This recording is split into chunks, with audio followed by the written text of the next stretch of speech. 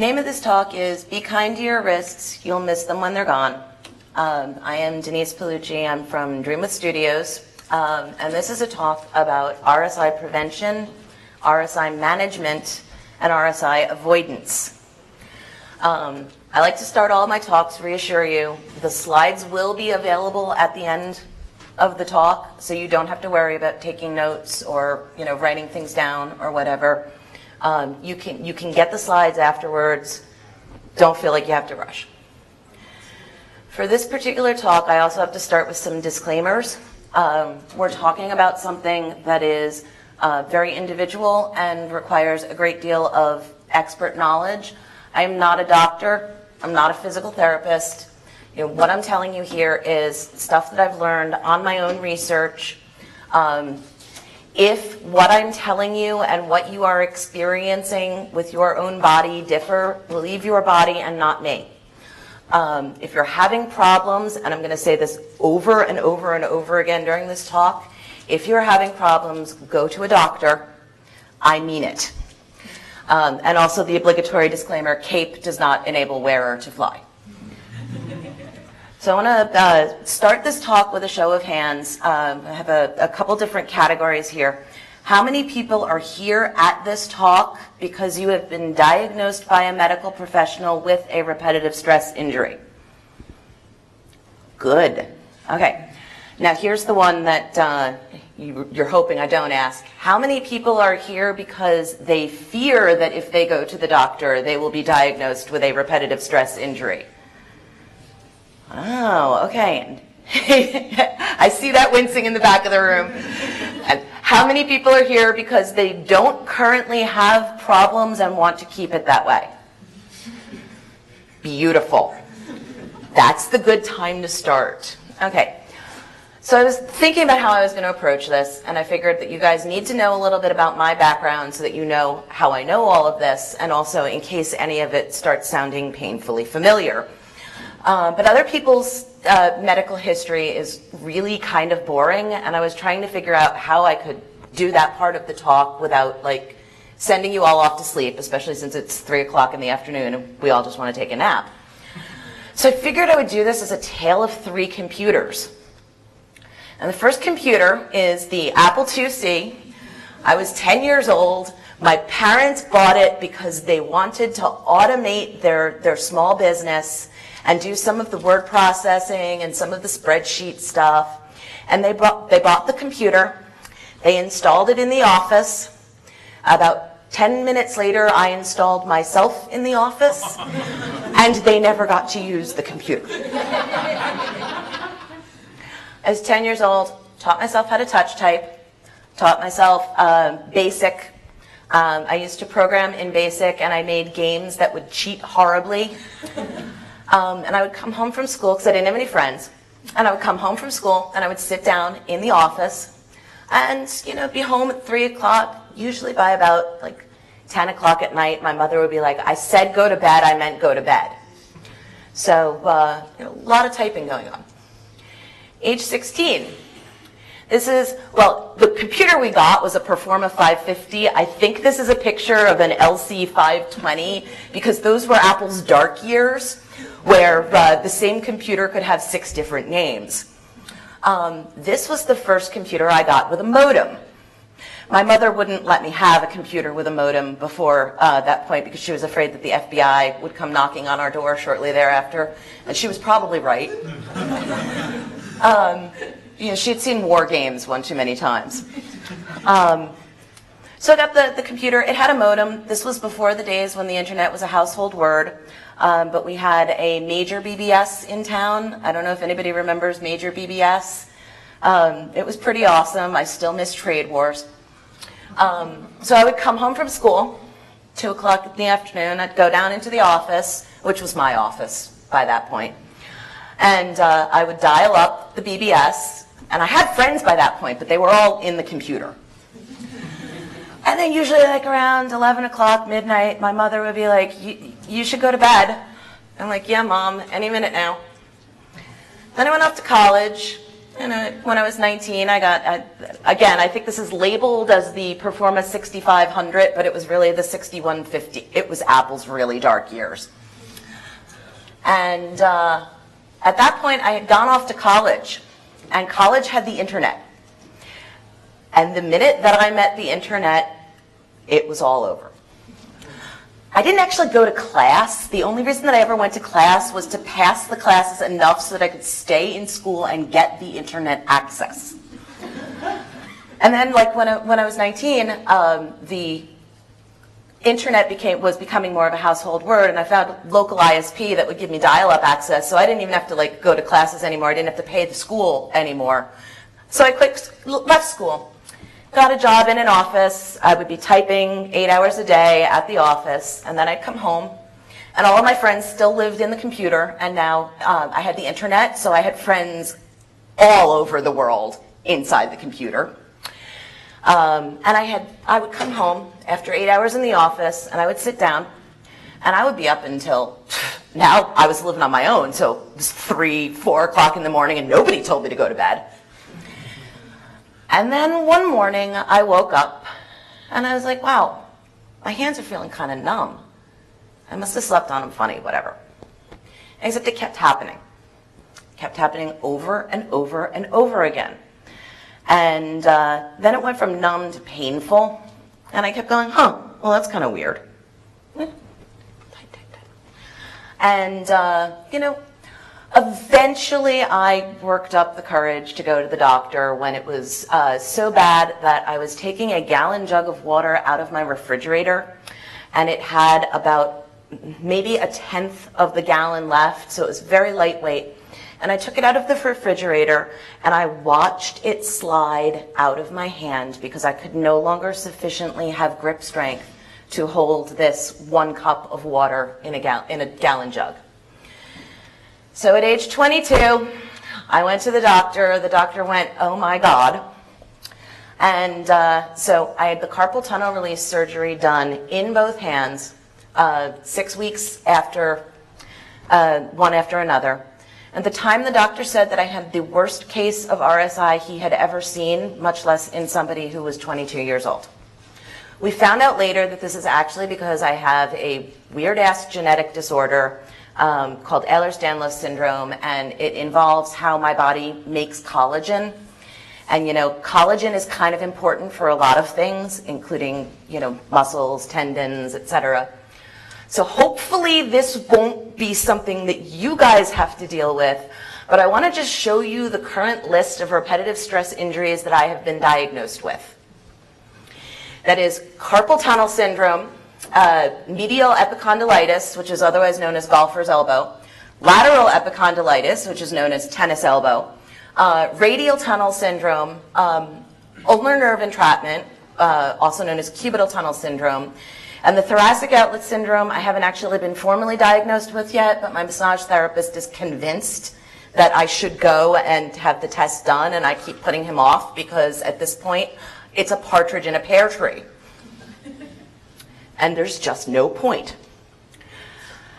So when I had the surgery done in 1999, the doctor at the time told me that because of the various considerations I had, I was probably going to have the surgery done every 10 years for the rest of my life until they could no longer physically perform the surgery, because they can only do the release a certain number of times before the tendon is too scarred to actually get the relief.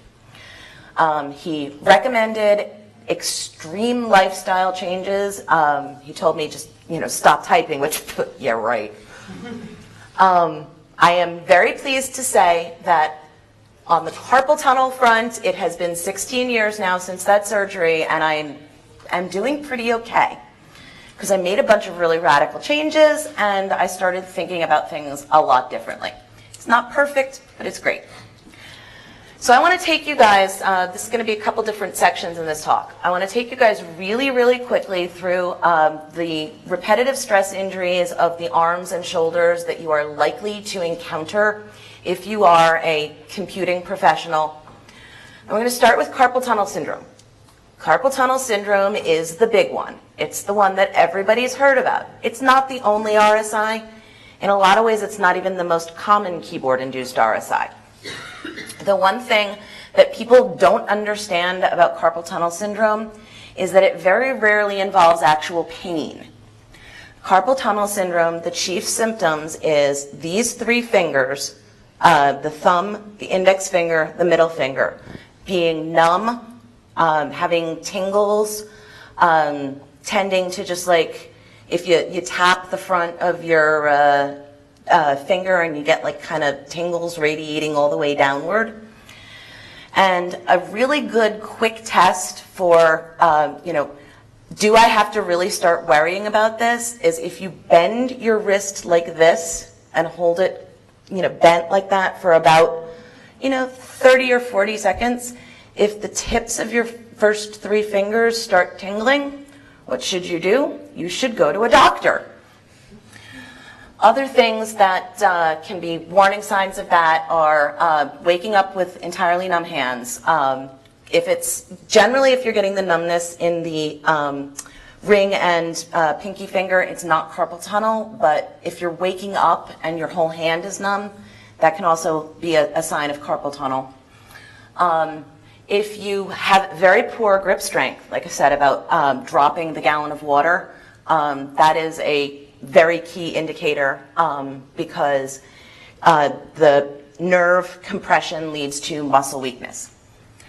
And again, the pain is possible with carpal tunnel, but it's not really your key indicator. The numbness is the key indicator there. Radial tunnel syndrome is the compression of a different nerve. The carpal tunnel is the median nerve, and that's the one that feeds these three fingers. Radial tunnel is the one that goes through, the radial nerve goes through the elbow. So if you are getting pain in the top side of your upper forearm, pain and tenderness along like this line here, if you can see, like along this part of your arm, if it's tender to the touch, if it's overheated, if you just like feel like you've been lifting weights for days and days and you know that you haven't done anything more strenuous than like lifting the gallon jug of water, that's a warning sign of radial tunnel syndrome. It also, if you have like problems holding something, if you're gripping it from underneath, and if there's weakness in this part or this part, that can be a warning sign of radial tunnel syndrome. Good test for that one. If you hold your fingers like down and put resistance on your middle finger with your other hand and then try to push up against your middle finger, if you feel that right here and it hurts, go to the doctor. Cubital tunnel syndrome is compression of the ulnar nerve. And you remember how I said that the carpal tunnel syndrome was the first three fingers? Cubital tunnel is the other two. The ulnar compression starts at your elbows because the ulnar nerve goes right over like the bone in the elbow. So if you catch yourself sitting and reading on the computer with like your elbows on the desk and your chin on your hands, don't do that because that can lead to these problems. Usually the cubital tunnel syndrome will manifest as pain in the forearms along the edge of your arms. And again, the pain and tenderness, and it might feel like you just like banged your arm against something a couple days ago and didn't notice it and it's just like a deep bruise or whatever. That's the warning sign of cubital tunnel. Lateral epicondylitis, which is a mouthful, so we usually just call it tennis elbow. Tennis elbow is, the elbow has two bumps. There's the one on the top and the one on the bottom. The one on the top is the lateral epicondyle. The one on the bottom is the medial epicondyle. So the one on the top is where a bunch of tendons go through that feed the top of the arm. So tennis elbow is usually caused by improper keyboard height, or if you have like really bad mousing habits and you wind up sitting with your elbows lifted all day, that can lead to strain in the elbows. It manifests as pain in the actual elbow itself and also in this part of the forearm. And you'll notice that I've pointed at that part of the forearm several times already, and that's because a lot of different things can cause it to hurt here. So if it hurts here, go to the doctor. Medial epicondylitis is the other side of lateral epicondylitis, and that's the one where the compression of the nerve going through here. If you've ever hit your funny bone, the reason that you get that incredible pins and needles, numbness, pain sensation through your arm is because hitting your funny bone is actually hitting your ulnar nerve where it goes over the medial epicondyle. So it involves, like the lateral epicondylitis, it's tendon-based and not nerve-based, and that's why it's more likely to be painful than numbness. But it results in numbness and weakness along this part of the underside of the arm. So I've given you a lot of, really scary things, and I noticed that a bunch of you were nodding and wincing and poking at things and going, yeah. It's not an exhaustive list. There are other repetitive stress injuries that can manifest. These are the ones that are most commonly seen. They don't always show up in isolation. Sometimes you can have that laundry list and a partridge in a pear tree of various things that's going wrong. So I'm not just here to scare you. Actually, no, I am here to scare you. But I'm also here to tell you about, if you're not having the problems, how you can keep not having problems. If you are having problems, how you can work around those problems and how you can avoid making the problems worse. And we're going to talk about three things, really. We're going to talk about ergonomics. And ergonomics originally meant the scientific study of the efficiency of people, and it has changed over the years to take on the connotation of instead meaning the study of how people interact with their work environment. And we're also going to talk about kinesiology. And kinesiology is the study and science of movement. In other words, we're going to talk about adapting the environment to you and changing your habits to work better with the environment. We're also going to talk about the third principle of RSI avoidance, which is rapid treatment. Go to the doctor. I mean it. We're going to start doing that in chorus as the presentation goes on. And I know it's not that easy for a lot of people if you don't have medical insurance, if you have to make complex decisions, but really I'm harping on this for a reason, and I'll get to that. Start with talking about ergonomics. You want to adjust your environment to your body and not adjust your body to the environment, because if you're trying to adjust your body to the environment will win. If you are trying to make your body do something that it is not naturally designed to do, that it does not want to do, that it does not like doing, just to adapt to your environment instead of making environmental changes, bad things are going to happen. I'm going to stress here, everybody is different. What I tell you now is the common accepted ergonomic advice for the majority of people. Not everybody's the same. We don't come in the same shapes and sizes. We don't use the same equipment. We don't have the same various little quirks. So your particular situation may be totally different.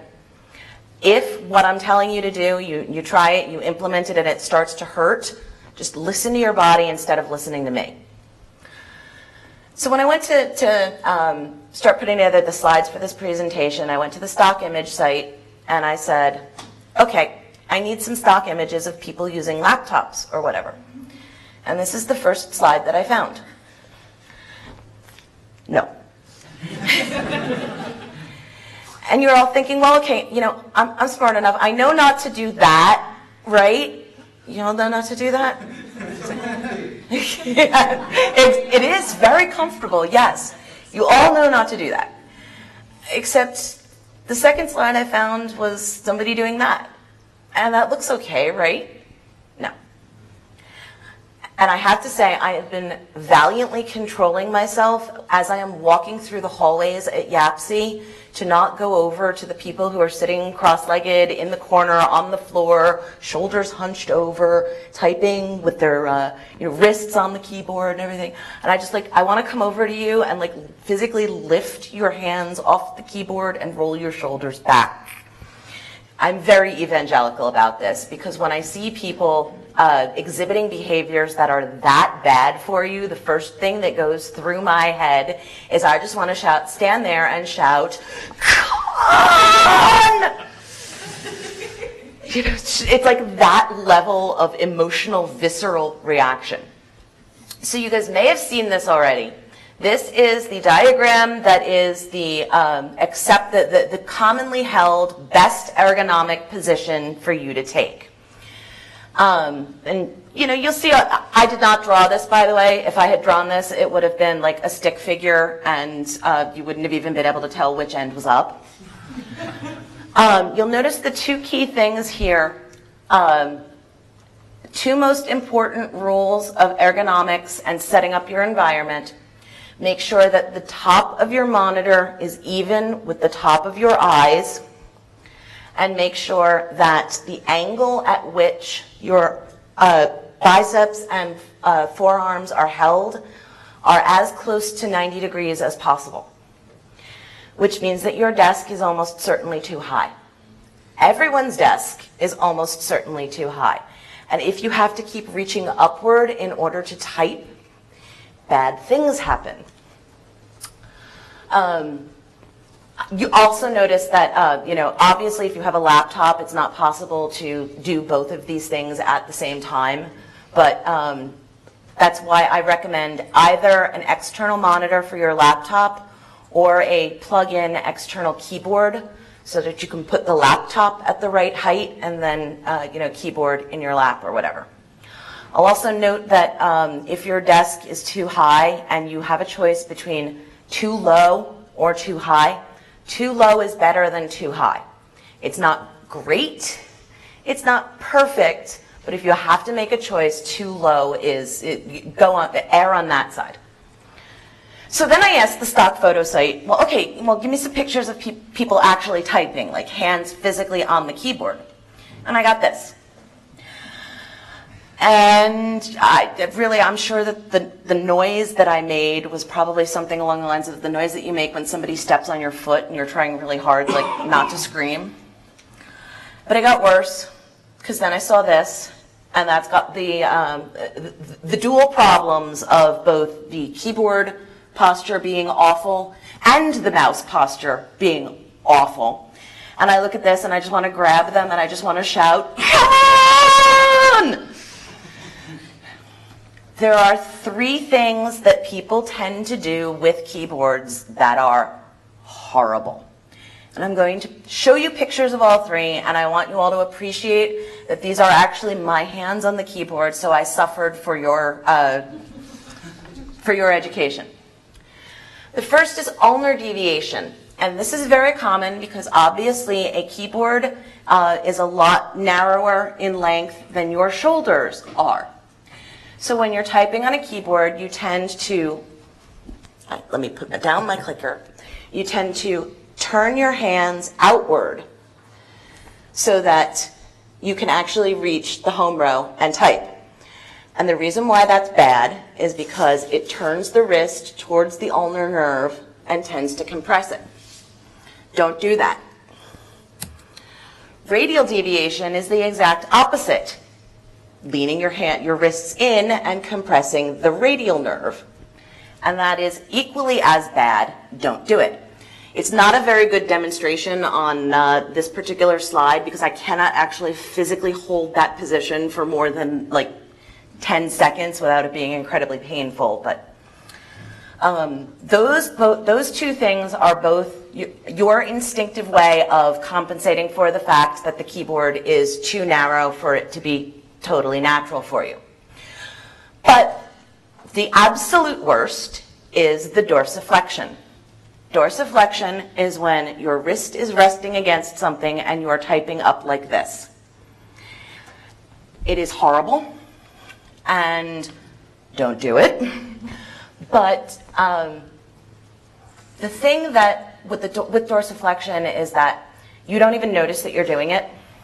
And if you take one thing out of this talk, if you have tuned out entirely, wake back up, because this is the most important thing I am about to tell you in order to save your wrists. If you take one thing, throw out your wrist rest. It is the most horrible thing you can possibly do to your hands. If you ever look at the packaging for a gel wrist rest or whatever, it says, do not use while actually typing. And last time I checked, yeah, it meant to go in front of the keyboard. And the reason they say not to use it when you're actually typing is because it's an attractive nuisance. If it's there, you're going to want to put your wrist on it. But if you have your wrist down on the gel wrist rest, it means that when you type, you are engaging in dorsiflexion, and it's that horrible, horrible posture that compresses everything in your carpal tunnel. The only thing those wrist rests are good for is for changing the angle of the keyboard.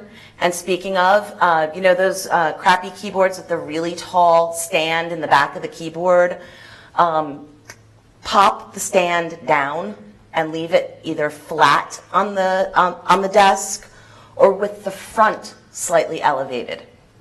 Because if the back is elevated, again, you're going to wind up putting your hands down, your wrists down on the desk and typing that way, and you're going to crunch your carpal tunnel, and it's all going to lead to pain and suffering. Proper position to type in is exactly like the position that your piano teacher told you to play the piano in if you ever took piano lessons, which is to say, floating over the keyboard. And the line of from your elbow all the way out to your fingers should be as straight as possible without bending, so that your actual fingers are the ones that are moving and not your wrists. Ideally, you also want your arms to be in line with your shoulders so that they're not twisted in or out. And that's obviously very hard with a standard keyboard, so consider one of these. These three, I went looking for images of ergonomic keyboards, and these three are made by a company called Kinesis, and they're really awesome. They're also kind of expensive. So the worst is when you order one, you get it home, you play with it a little, you realize, wow, this is making it even worse for me, or whatever. So if you have a friend with one of these, see if you can borrow theirs first. Input devices like mouse, trackpad, I'm not really going to get into it. It's a lot of the same principles. You want to keep your wrist unbent and in a neutral position. You want to vary your motions a little. You want to change from moving from the shoulder to moving from the fingertips, and leave your elbow and your wrist not the one that's doing the movement and driving the mouse or whatever as much as you possibly can. You can also benefit sometimes by switching input devices, like if you usually use a mouse, then switch to a trackpad every 3 days or whatever. Just by changing the motions that you use for your pointer device, it can really, really help. So enough of that equipment. Let's talk about kinesiology. And this is the part why I told everybody as they came in to make sure that there was at least one chair in between you and the person next to you, because this is the interactive part. I'm about to teach you the stretches. And as it says on the slide, you need to do this at least 2 minutes out of every 15 or 20 minutes. Yes, even if you're in hack mode. Especially if you are in hack mode, because if you're in hack mode and you're really concentrating on something, you're not paying attention to the way you're sitting, to the way you're typing, et cetera, et cetera. Your brain is on your code, and therefore it's not on keeping your body in the right positions. I don't think I know anybody who obeys this absolutely 100% of the time. I don't think anybody does obey this absolutely 100% of the time. The more you can do it, the better off you will be. So I'm going to teach you some of the stretches. I'm going to caution you in advance. If it hurts, stop doing it. We're going to start with the inner wrist stretch. Okay. Link your fingers together and push them out so that your arms are straight and your wrists are, your palms are facing outward. You should feel the stretch in along your inner wrist. If it starts to tingle or be painful or whatever, that usually just means you need to do it more often because it means that you're starting to have the problems. Hold it for about 10 to 15 seconds and then relax. Shake out your shoulders a little. You know, okay. So that's the first one, and that specifically stretches out the actual carpal tunnel. Second is the overhead stretch, and we start exactly like the previous one. You link your hands together, you push them out, and then you rock them all the way up as far as you can get them until you're reaching for the sky as much as possible. And you're going to feel that in the same place that you felt the other one, and you're probably also going to feel it along the tops of your shoulders. Tops of your shoulders are a really good place that you need to stretch as often as possible because that's where a lot of RSI problems start. As we all know, the nerves start in the spine and they go through the shoulder. So if you've got really tense shoulders, that can actually be where a lot of your RSI problems come from. Again, hold it for 10 or 15 seconds. If you are already having serious RSI problems, especially carpal tunnel problems, if you hold it for longer than that, your hands may start to go numb. If it does that, go to the doctor. Shoulder blade stretch. This is the one that I seated you apart for. Hold out your arms.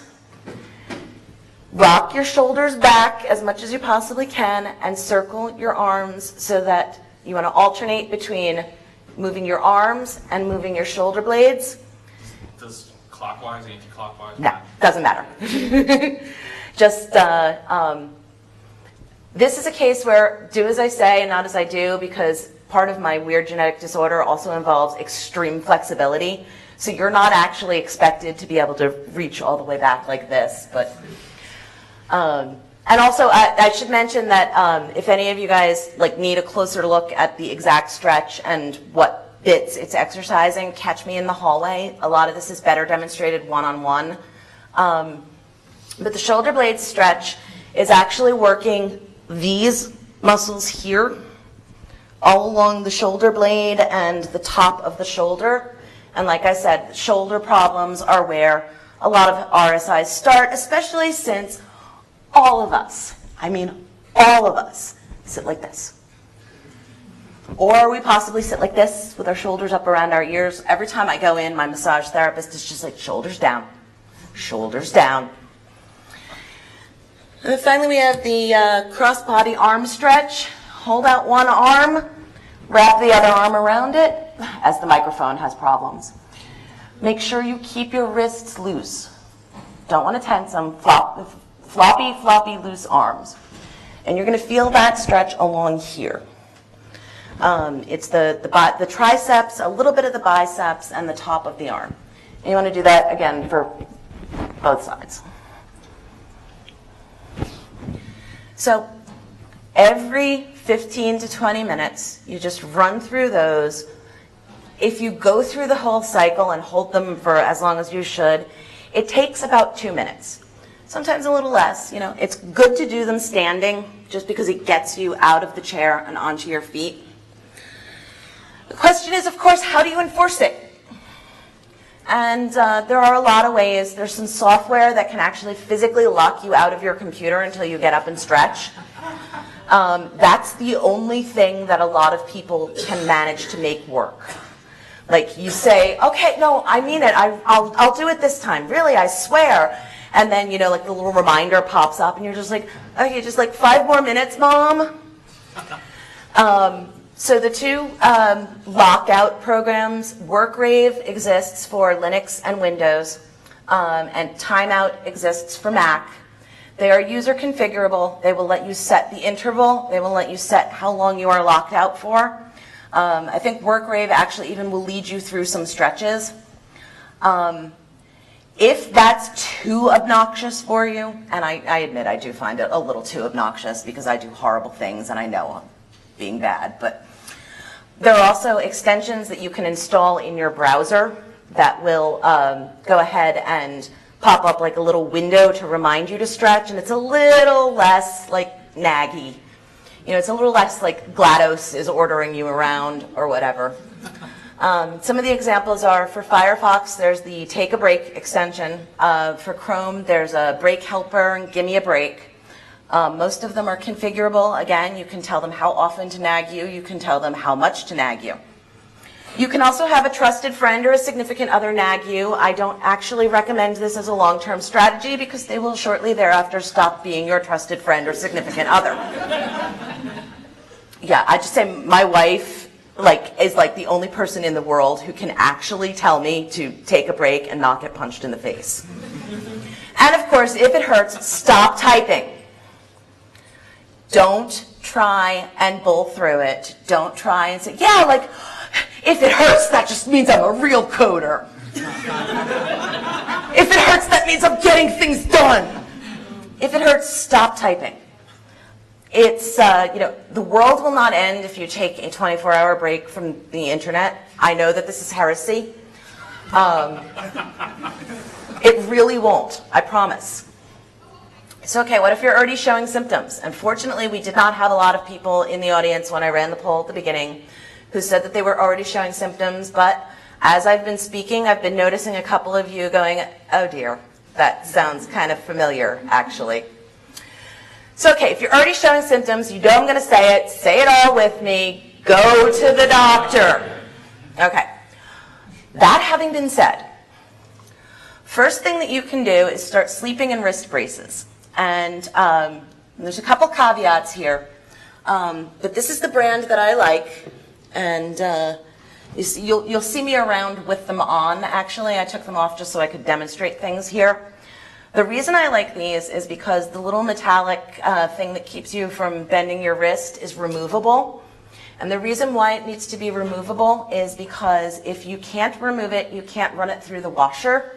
And if you can't run it through the washer, in about a week and a half, the neoprene will smell like liquid death. You want washable braces. Just trust me on this one. One thing that I put on the slides, I'm going to tell you out loud, don't use the braces in order to, keep yourself typing. You're like, well, it hurts, but then if I put on the braces, then it'll only hurt a little bit instead of a lot. And, as long as if I'm not bending my wrists, that means I'm not doing more damage as I type, right? No. And the reason you want to sleep in the wrist braces, like you shouldn't type in the wrist braces, but the reason you want to sleep in the wrist braces is you actually do more damage to your wrists than you in 8 hours of being asleep than you do in 8 hours straight of typing. And that's because most people, whether they mean to or not, especially if you're a side sleeper, sleep like this, with your wrists curled. I'm going to show you guys. Most people sleep like this. You wind up with your wrists curled and your hands tucked under you at some point, completely unconsciously, and it's awful for you. Second tip, ice. Ice is your friend. Ice is your best friend sometimes. Ice reduces the inflammation, and the inflammation is at the root of all of these syndromes and symptoms. There are 8 billion brands of these gel packs. They're reusable freezer packs. Doesn't matter which one you get, just get a bunch of them. Pop them in the freezer, take them out, and you want 20 minutes of ice 3 or 4 times a day. No more than 20 minutes, no more than about 4 times a day. You don't want to over-ice. But the more you apply the ice, the more the inflammation has a chance of going down. And again, same warning as before, don't use the ice just to keep typing. If you're at the point where you need to ice it, put the ice on, go somewhere else for the 20 minutes that you have the ice on. I'm going to suggest something radical, close the computer. I can't do that. And you definitely want more than one of them on hand because There's nothing worse than realizing that you've ignored the advice to, close the computer and go somewhere else. And so you were sitting at the computer and you had the ice on, and then you got into you're typing one-handed as you ice the other arm, and then you realize it's 4 hours later and you still have the melted ice pack sitting right next to you. You pick it up and it's this sad little gel pack looking back at you I'm not cold anymore. And the third thing that you can do to help once symptoms have started is regular massage. Visits to a massage therapist can really help with RSI problems. A lot of them are because of inflammation. A lot of them are because of tension. I said that it starts in the shoulders. Every single one of us has horrible tension knots right here. I mean, I could go around this room and poke each of you right here, and it would be a horrible, horrible tension knot. And that is, by the way, why you need to keep the monitor at eye height, because otherwise you're leaning down and your shoulders are all hunched, and then your neck gets all, yeah.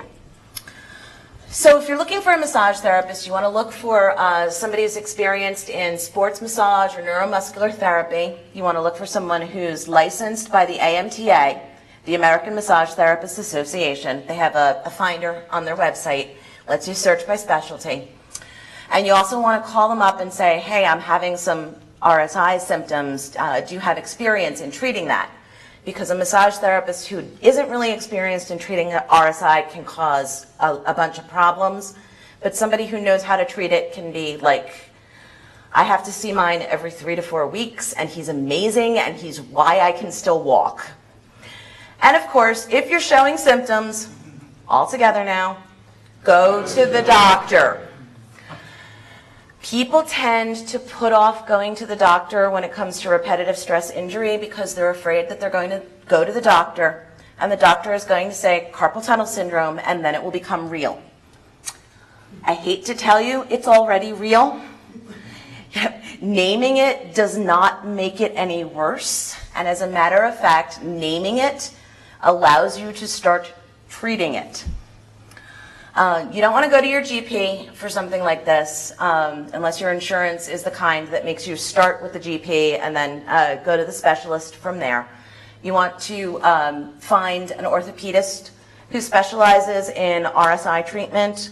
My orthopedist not only specializes in RSI treatment, he specializes up to the elbow.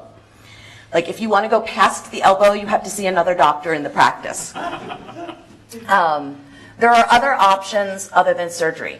People think carpal tunnel and the first thing they jump to is, oh my God, I'm going to need to have surgery. They don't do the surgery on a whim.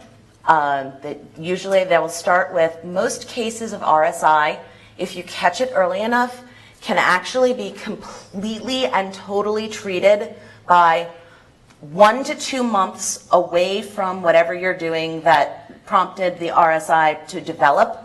Plus some anti-inflammatories and some ice. You have to stick to that no keyboarding thing though. If you get prescribed rest, don't cheat. I cheated.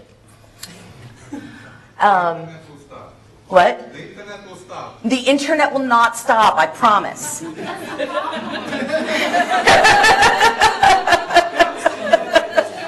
It will still be there when you come back. So, sometimes just rest will work. Sometimes rest and treatment will work. Every body is different. Every case is different. Every set of symptoms is different.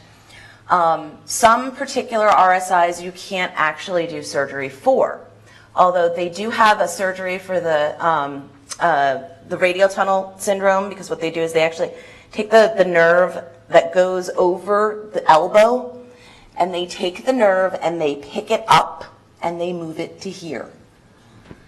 I don't want to have that done because that's scary. You don't want to have that done either. The carpal tunnel surgery is really not that scary. I had it done in '99. There's been a lot of advances since then. These days they do it not only outpatient, they tend to do it under local anesthetic instead of full anesthesia, which means that if you're a nerd like me, you get to sit there and go, can I watch? So, surgery is not the end of the world if you have to have it. In particular, don't put off going to the doctor just because you're afraid that they're going to tell you that you need to have surgery. Because if you put off going to the doctor, you are definitely going to need surgery. And that's pretty much all I've got. I think we have 2 minutes for questions, but grab me later. I'm around for the rest of the conference. These are the URLs to my slides. Slideshare.net/dreamwith/be kind to your hands with hyphens. If you have any questions, ask me. What kind of input devices are you using right now? What kind of input devices am I using right now? I just switched to Dragon Dictate. And actually, it sucks much less than I thought it would. I'm using Dragon to supplement the things like, it's really hard to code by voice, although Deborah actually does manage to do it. I switch between using Dragon to change programs, change applications, anything that requires chording with a single hand. I do via Dragon. I compose chat like Gtalk and IRC gets composed with Dragon. I do some mail with Dragon, and I'm very much a beginner with it, but I'm learning. And then for the additional typing and keyboarding, I just actually switched to the Kinesis Really Split. They have the split keyboard in 9-inch chord and then 20-inch chord. So the 20-inch is actually like precisely enough to put my shoulders at precisely the right distance and stuff. Any other questions? Yes? Actually, I'd like to share a bit of my own experience. So, I got RSI 20 years ago, before I wrote the DBI. So if it hadn't gone very well, then we wouldn't have the DBI. So I just wanted to share the experience that I had, and I agree with everything you said. One important thing that I found a book. The doctor was useless. It's very hard to find doctors who know about these things, especially 20 years ago, yeah. And I found a book called Conquering Carpal Tunnel Syndrome and Other Australian Injuries. And one of the key points about that was the stretches. But the key point about the stretching in this book was to have a gentle stretch and then wait. When you wait, you feel the fascia release. That's kind of, when you're peeling the skin off the chicken, if you're going to roast the chicken. That very strong, transparent stuff, that's the fascia. And that's what kind of causes a lot of problems, at least for me. So with stretches, just a gentle stretch and then wait. And after a little while, it'll release and then stretch a little more and wait. If you push it, it'll be doing more harm than good. Yes. Yeah, that's a very important point, and thank you. I did not stress that enough, is that if it hurts, if it feels, there's a difference between stretch and pain, and if stretching hurts, then back off a little and then go to the doctor, because many people say that they have had bad experiences with orthopedists specifically treating carpal tunnel, but the real reason to go to the doctor is because they can give you two things. They can give you the nerve conduction test that will tell you whether or not, which nerves are involved. And if you don't know which nerves are involved, you don't know which changes you need to make. And they can also give you drugs. And I don't just mean the kind of drugs that, come in Schedule II drugs that, the cops will give you trouble for having. No, I mean, there are the anti-inflammatories that will do the most help for the inflammation of the muscles and the tendons and etc. Are prescription only. You can take things like Aleve, and those are NSAIDs. They are not what you want to do for this. So if you go to the doctor, they'll be able to prescribe you some anti-inflammatories that are stronger than what you can get over the counter. If the pain is bad, they can prescribe you painkillers. And most of all, they can write you a note that you can then turn around and give to your employer and say, the doctor said I could not come to work for a month. People laugh about it, but it's actually really a seriously good idea once you start manifesting symptoms like that to take the time off from work, because if you stop re-injuring yourself, it might get better. Any other questions? Can I just share two more little things? Sorry. One of them is, you were talking about sleeping with the wristbands. What I did was a very simple thing that I found very helpful, and I still do now. I simply sleep with my hands flat under the pillow. That's really not a good idea, because once you fall asleep, you can't change, you really can't tell what you're going to do. Oh, sure. But I'm just saying it's worked for me. Oh, yeah, you know. Like you said earlier on, everybody's different, and you've got to kind of find your own path. Right. You really need to find your own path and experiment. And the last thing I wanted to add, which is something that you touched on, is that all these sort of techniques and facilities and keyboards and methods, if you don't look at how you're approaching your life and the stresses in your life, you're not going to solve it. You're just going to be buying new keyboards and seeing the doctor. You need to kind of look at what's creating the stress and the bad posture and the attitude that you have to life. That was my experience. You treat the whole thing as an opportunity to learn, really, not just good. And actually moving on the whole, treating your underlying stresses and stuff, the thing that helped me significantly was a set of movement exercises known as the Alexander technique. It's a way of movement, and more than that, it's a way of thinking about movement that was developed for the theater, actually. And it's taught to actors, and it has to do with, it's really hard to encapsulate very quickly is the problem. Now, it has to do with how you hold yourself, how you move, making your gestures deliberately, and choosing how you position yourself, with feedback and watching yourself and listening and paying attention to your body. Most of us don't pay attention to our bodies. We live on the internet, we live in the computer. One of these days we're going to be able to upload ourselves to the Matrix, and I really wish I could, because like the machines can use me as a battery. I don't care if it means that the chronic pain will go away. But most of us tend to depersonalize a lot and disassociate a lot, and that can really lead to problems, because it means that you don't notice that things are twinging at you. Pain is actually your body telling you, hey, I tried to get your attention the nice way. I tried to get your attention the slightly less nice way.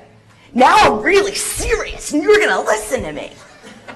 So, if it gets to the point of pain, you can make a lot of changes just by listening to it before it gets to screaming, agonizing, jump up and down on your nerves pain. If you start noticing, well, hey, my shoulders are a little tense, then you just do some extra shoulder stretches, or you go to the massage therapist. Things like that, little changes in terms of how you interact with the world and how you hold your body and your posture and etc. can really pay big dividends. I think we're out of time. I think we're actually really out of time. If anybody has any other questions, you can feel free to grab me at any other point during the conference. I'm happy to talk about this. I am evangelical about this. If I see any of you in the hallway sitting and hacking on the computer, I will come over and pick up your wrists and roll your shoulders back. So, I actually did that to my geneticist, who I see every month for my main disorder. I was in the exam room and she was typing in my chart on the computer, and I looked at her and I just went, and I reached over and I lifted her wrists. I said, don't do that. And she goes, what? At least she wasn't the orthopedist. Like, if I catch the orthopedist doing that, So, thank you all for coming. I appreciate you listening. Go forth and tell other people about this.